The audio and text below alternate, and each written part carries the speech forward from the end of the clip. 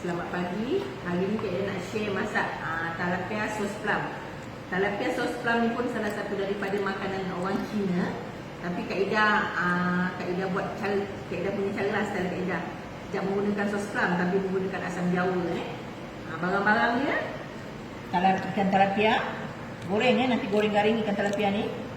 Kemudian cili padi, halia, bawang putih dan bawang merah dihiris halus ya. Asam jawa, tepung ubi, garam, gula, minyak bijan dan sos tiram. Nanti Kak Ida tunjukkan cara-cara nak masak ni. Sebab makanan ni Kak Ida suka makan pasal apa, dia cukup simple sangat dan sedap. Dia ada rasa masak-masak dan rasa-rasa dia ada rasa manis. Jom kita masak.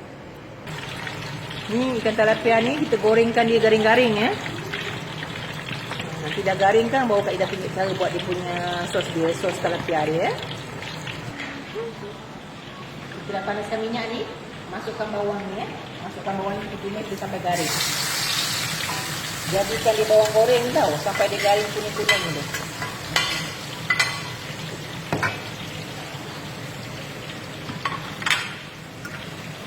Jadikan dia sampai jadi macam bawang goreng. Setiap kali kalau kita nak buat sos plum ni, tilapia sos plum ni, tak kira lah dengan ikan apa pun boleh buat ikan, tak kisah ikan apa. Tapi kena racikkan, hiriskan halus-halus setiap bawang putih dan bawang merah dia atau bawang besar dia dan halia mesti kena hiris nipis-nipis ya. Pasal apa, nanti dia nak taburkan atas ikan tu nampak cantik. Nampak tu bawang tu dah kuning ya. Dah kuning. Kalau nak keluarkan minyak tu separuh tak apa ya, sebab boleh terlampau banyak minyak pun nanti tak sedap. Ada orang tu tak nak minyak banyak, jadi keluarkan dulu nanti minyak tu ya, separuh. Kalau orang tak nak minyak banyak, keluarkan separuh ya, tekan macam ni. Okey. Lepas tu kita masukkan air.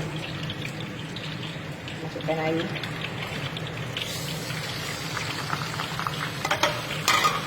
Masuk minyak bijan.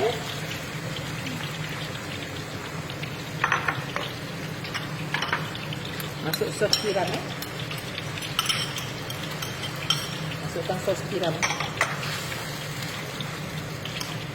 Kemudian kita masukkan air asam jawa.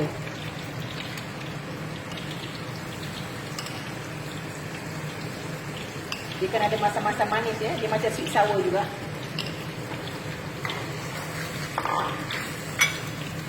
Masukkan garam, masukkan gula.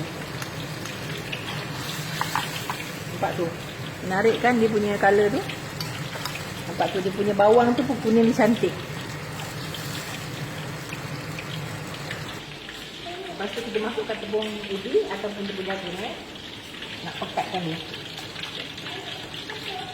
Nampak tu, sedap, pekat, menyelerakan.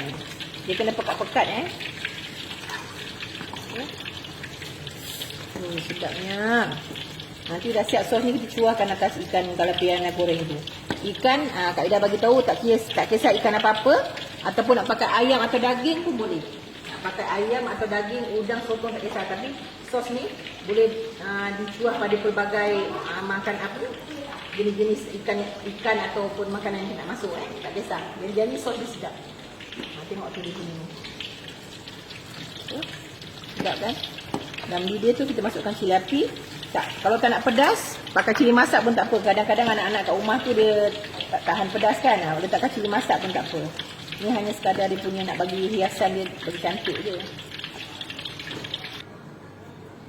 Sekarang tu tadi ikan ni dah siap goreng. Goreng macam ni dah garing.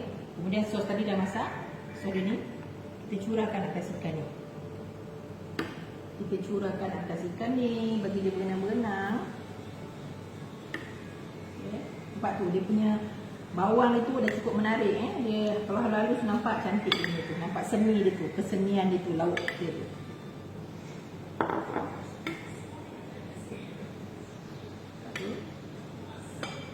Sos ni memang budak-budak suka makan. Anak-anak Kak Ida memang suka makan sos plum ni.